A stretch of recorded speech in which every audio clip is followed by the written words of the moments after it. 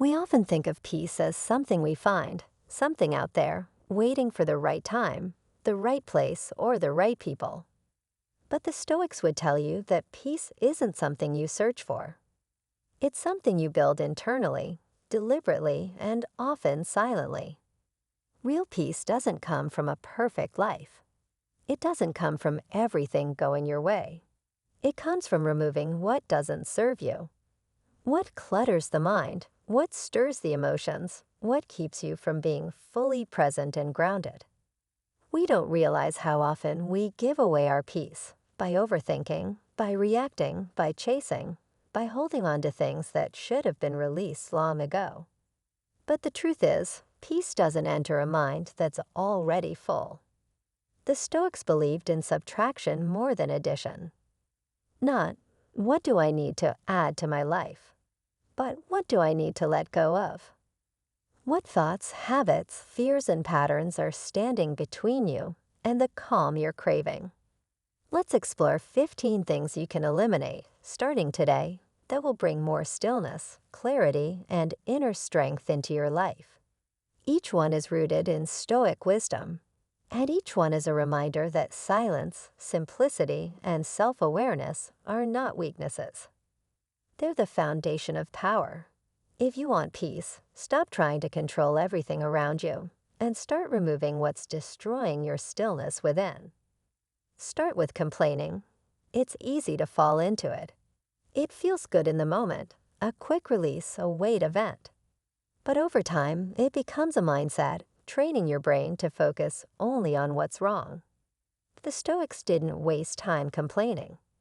They saw it as a fast way to weaken the mind and poison the soul.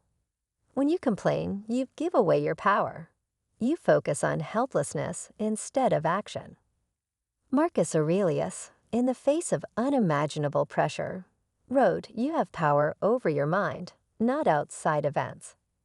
Realize this, and you will find strength. That's not optimism. That's discipline. When something goes wrong, don't complain. Observe. Ask yourself, is this within my control? If not, let it go. If yes, take action. That is the Stoic path. Quiet, grounded, effective. Then there's comparison. It's a quiet thief. You scroll, you hear stories, you see success, and you wonder, why not me? But the Stoics warned us, comparison leads us away from our own path. You start living for someone else's milestones instead of your own. Epictetus said, "If you want to improve, be content to be thought foolish and stupid." Real growth isn't glamorous. It's often invisible. Your only true competition is yourself. The moment you stop looking sideways, you start moving forward. Next is approval. The need to be liked, to be validated, to be seen in a certain way. It's a silent prison. The more you chase approval, the more you lose yourself. The Stoics knew that applause fades. One day you're praised, the next you're misunderstood. Marcus Aurelius asked, why do we care more about others' opinions than our own? When you stop living for the crowd and start living for your values, you become free, unshakable, whole. And then there's failure. We avoid it, fear it, but the Stoics saw it differently. Seneca said, difficulties strengthen the mind. Failure is not the opposite of success. It's part of it. It's how you learn, how you grow. Every person you admire has failed, often and deeply. The difference is, they didn't let it stop them. They let it shape them. So ask not, what if I fail? But what will I miss if I don't try? Forgiveness is another key. Grudges are heavy. They quietly drain your energy and focus. We think holding on to anger protects us, but it only keeps us tied to a moment that's already passed. Epictetus reminded us, it's not the act that continues to hurt, it's our opinion about it. Forgiveness isn't approval, it's release. You don't do it for them. You do it for yourself, to free your hands, to clear your mind. To make space for peace. Fear of the future steals our presence. The Stoics were clear. The future is not ours. Marcus Aurelius said, "Never let the future disturb you. You will meet it with the same weapons of reason which today arm you." Worry doesn't help. It just borrows pain. Practice presence. Practice preparation, not panic. Live today well. That's the only place you have any real power. The past can haunt us too. But the Stoics believed the past should guide, not define. We replay old conversations, regret old decisions. But those are stories. You are not that story. You are who you choose to be now. Epictetus said, "Don't let the force of impression carry you away." Observe the past. Learn from it. But don't become it. Let it be the soil, not the anchor. And then there's the noise, the need to talk, to be heard constantly. The Stoics valued silence. Epictetus said, "We have 2 ears and 1 mouth so that we can listen twice as much as we speak." Silence isn't emptiness. It's strength. It's space to think, to reflect, to respond with intention, speak less, say more. This is just the beginning. There are more things to remove: expectations, excuses, distractions, attachments. But each one is an act of self-liberation. Peace isn't found in the next thing you get. It's revealed when you strip away what you don't need. So start there, not with adding, but with subtracting. One thought, one habit, one pattern at a time. Let stillness be your strength. Let simplicity be your power. Let peace be the place you build, not search for. Here's your Stoic-inspired reflection, rewritten in a smooth, uninterrupted narrative without headings, while preserving the depth and clarity of the original ideas. Use your words carefully. When you let silence carry the weight that empty talk cannot, you build presence. And presence is power. Silence is not passive. It's active restraint. It's the choice to observe instead of react, to reflect instead of respond, to conserve instead of scatter. And that choice builds something rare in you: credibility, influence, inner peace. Ask yourself honestly, do I speak to express truth, or just to be heard? Do I fill silence out of habit, or do I allow space for meaning? What would happen if I paused more and spoke less? Because silence doesn't mean you're disengaged. Often it means you're watching more closely, listening more deeply, thinking more clearly. It gives you time to understand the situation before inserting yourself into it. It allows you to respond not just with logic, but with wisdom. And perhaps most importantly, silence protects your inner world.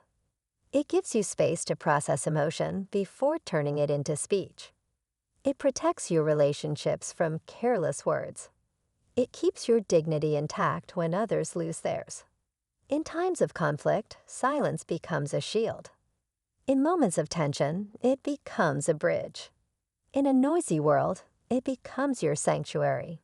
But learning to be silent is hard. It requires humility to admit you don't always need to speak. It requires confidence to know that your presence carries weight even without words. And it requires patience to trust that truth is often better served with fewer, clearer words. So if you seek peace, begin with quiet. Let your words carry weight by using fewer of them. Let your pauses speak louder than your opinions. And when you do choose to speak, make sure your words are necessary, honest, and aligned with your values. Because the wise are not always the ones who speak the most.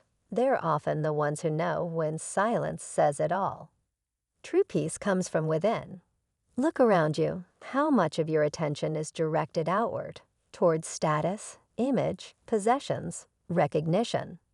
We're taught to believe that happiness is out there, just one promotion away, one purchase away, one compliment away. But the Stoics saw through this illusion. They believed and lived by the idea that peace is not found in what you own or how you're seen. but in who you are when everything else is stripped away.